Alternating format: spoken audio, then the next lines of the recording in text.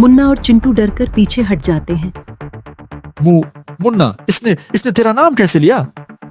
मुझे नहीं पता, लेकिन ये वही आवाज है जो कल रात भी मुझे बुला रही थी। दोनों कुछ सेकंड चुप रहते हैं, फिर मुन्ना, भाग मत, मुझे तेरी मदद चाहिए। चल भाग यहाँ से। मुन्ना जाने लगता है। तभी कुएं के अंदर से फिर आवाज आती है। अगर आज चला गया तो सारी जिंदगी पछताएगा। तू पागल हो गया है क्या? किसी अनजान आवाज की बात मानेगा? लेकिन इसे मेरा नाम कैसे पता? मुन्ना मोबाइल की टॉर्च जलाकर कुएं में देखता है। नीचे सिर्फ अंधेरा, कुछ भी दिखाई नहीं देता। अचानक ऐसा लगता है जैसे कोई कुएं की दीवार पर हाथ मार रहा हो। अब तो पक्का कोई नीचे है। अगर सच में कोई फंसा है तो हमें मदद करनी चाहिए। और अगर इंसान नहीं हुआ तो? दोनों पास पड़ी रस्सी उठाते हैं। मुन्ना रस्सी कुएं में डाल देता है। अगर कोई है तो रस्सी पकड़ लो। कुछ सेकंड तक सन्नाटा, फिर रस्सी अपने आप हिलने लगती है। दोनों पूरी ताकत से खींचते हैं।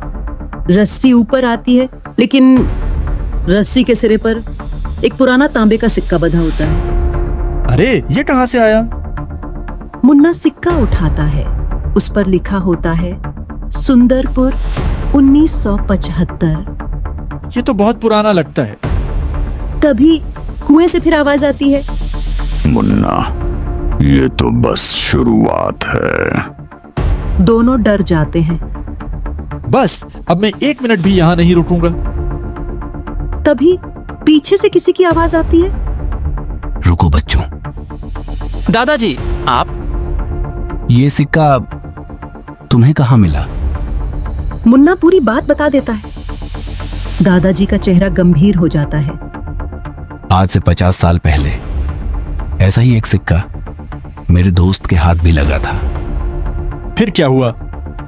वो अगले दिन अचानक गायब हो गया, आज तक वापस नहीं आया। मुन्ना डर जाता है। मतलब अब हमारी बारी है? दादाजी धीरे से कहते हैं। अगर इस कुएं ने तुम्हारा नाम ले लिया है तो अब ये राज तुम्हें ही पूरा करना होगा। अचानक मुन्ना की जेब में रखा तांबे का सिक्का अपने आप चमकने लगता है। फिर उसी आवाज की फुसफुसाहट सुनाई देती है। कल रात अकेले आना। मुन्ना और चिंटू एक दूसरे की तरफ डर कर देखते हैं। आखिर ये तांबे का सिक्का किसका है? कुएं से मुन्ना को ही क्यों बुलाया जा रहा है? और अगर मुन्ना अगली रात अकेले गया तो उसके साथ क्या होगा?